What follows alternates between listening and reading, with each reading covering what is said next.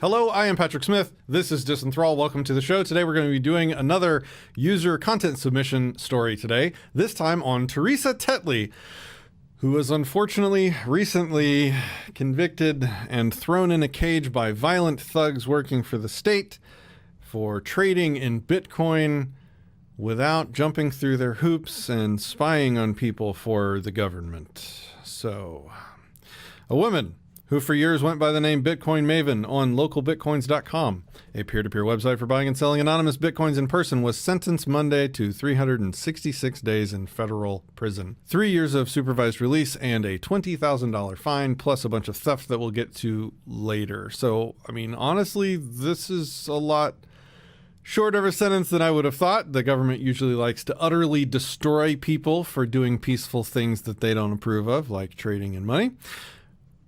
But moving on, while selling Bitcoins is not inherently illegal, it's just a gray area that, they get to decide when you've crossed a line and ruin your life.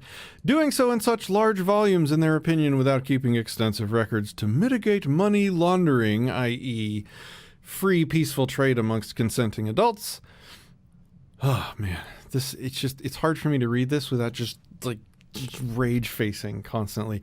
Federal prosecutors in Los Angeles called the case against Theresa Lynn Tetley, a 50-year-old former stockbroker who bought and sold several $1 million worth of Bitcoin. So she made a lot of people very happy in voluntary, non-coercive trades. Authorities began intensely investigating her. They had an undercover female Drug Enforcement Administration agent, so one of the worst humans alive, told Tetley she wanted to stay anonymous. Of course, she agreed because that's what a decent human would do. Eventually, Tetley was introduced to the woman's boyfriend, who was also an undercover law enforcer. Over the next several months, they conducted increasingly large transactions. These deals eventually came to a head March 2017. Tetley brought $300,000 in 2 Trader Joe's paper grocery bags. This is a link. I have to click this link. I'm really hoping to see a picture. Oh, it's not a picture. Oh, never mind. Who cares? I was hoping to see a picture of 2 Trader Joe grocery bags full of cash. But anyway, to buy an equivalent amount of Bitcoins from the fake boyfriend, Tetley was arrested immediately and eventually pled guilty to money laundering, trade that crosses a subjective line that the government doesn't like. It's just important every single time this happens again, because it's going to continue happening until somebody sets these asshole law enforcers straight. It's really important to continually repeat for yourself as for the rest of the world, the ethics of the situation. The people these people are abducting, stealing from, and caging a peaceful person for peaceful behavior amongst consenting adults, hurt no one, damaged no property. There were 0 victims in this entire situation except for this lady and all the property and lifespan that she's having robbed from her. And it's the people doing it to her that are the criminals. It just bears repeating every time. And it's the only thing that sort of heals my soul just a little bit, is to just restate who the good guy is and who the bad guy is in this scenario. The good guy is the lady helping people out with things that they want. If they want to buy and sell Bitcoins, she's helping them. Peaceful transactions, voluntary transactions.